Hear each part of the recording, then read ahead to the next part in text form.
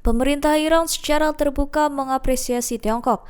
Hal tersebut atas peran pentingnya setelah mendukung Teheran saat konflik bersenjata selama 12 hari melawan Israel. Ucapan terima kasih ini disampaikan oleh Menteri Pertahanan Iran, Aziz Nasirzadeh. Mengutip Tribun News, ia menyampaikan melalui pertemuan tingkat tinggi Organisasi Kerjasama Shanghai di Qingdao, Tiongkok pada Kamis 26 Juni 2025.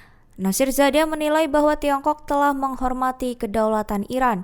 Selain itu, memberikan kontribusi terhadap tercapainya gencatan senjata antara kedua negara. Ia juga menyampaikan bahwa pemerintah Iran merasa didukung secara sah oleh Tiongkok, baik dari sisi politik maupun diplomatik. Nasirzadeh berharap Beijing dapat terus memainkan peran sebagai penyeimbang dalam dinamika geopolitik kawasan. Menurutnya, keterlibatan aktif Tiongkok sangat dibutuhkan, seperti menjaga keberlangsungan gencatan senjata serta mendorong perdamaian dan stabilitas regional. Selain sebagai mitra dagang utama, Tiongkok juga berperan besar dalam menyuarakan kepentingan Iran di forum-forum internasional. Sebelumnya, Tiongkok sempat mengutuk keras serangan Israel terhadap Iran pada 13 Juni 2025. Bahkan Beijing juga mengecam serangan udara AS terhadap 3 fasilitas nuklir di Iran karena melanggar prinsip non-proliferasi nuklir internasional. Amerika Serikat dinilai sebagai pihak yang berada di balik serangan awal Israel terhadap Iran.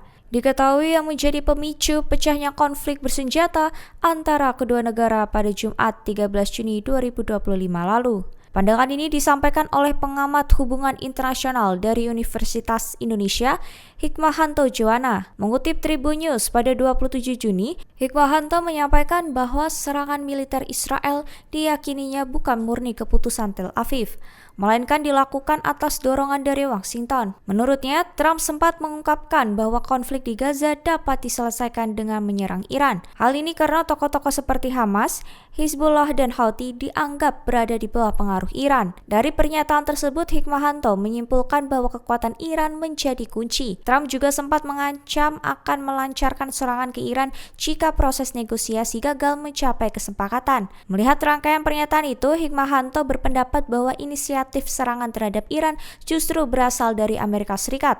Namun menurutnya, Amerika tidak dapat secara langsung melancarkan serangan.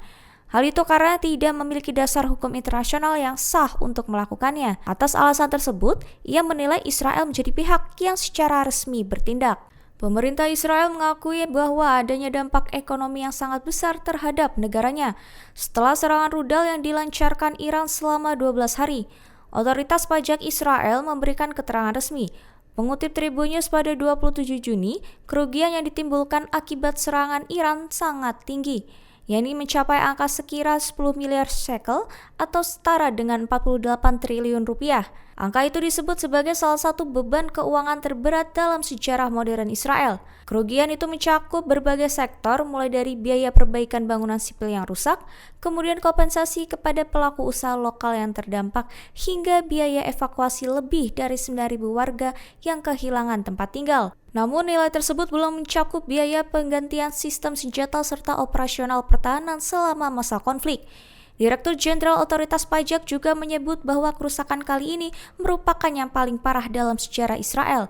Ia menjelaskan skala kerusakan tak hanya dilihat dari jumlah properti yang terdampak, melainkan juga dari besarnya anggaran pemulihan infrastruktur, layanan publik, dan bantuan kepada warga sipil. Pemimpin tertinggi Iran, Ayatollah Ali Khamenei, dilaporkan bersembunyi di bunker bawah tanah selama pecahnya konflik militer dengan Israel. Laporan tersebut bahwa keberadaan Khamenei menjadi target pencarian utama. Sebelumnya, Khamenei memang dicari oleh militer dan intelijen Israel dalam beberapa pekan terakhir. Namun, upaya pencarian tersebut hingga kini belum membuahkan hasil.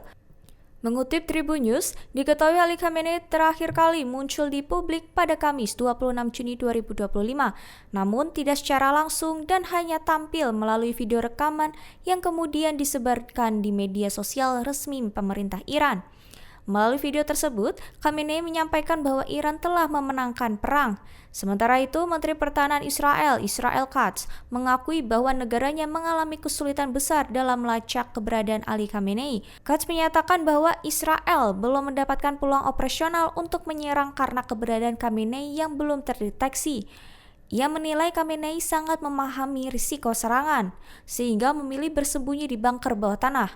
Bahkan, Khamenei dilaporkan memutuskan komunikasi langsung dengan para komandan militer. Quds menilai bahwa dengan kondisi seperti itu, upaya untuk menemukan dan menyerang Khamenei menjadi tidak realistis dalam waktu dekat. Download Tribun X sekarang, menghadirkan lokal menjadi Indonesia.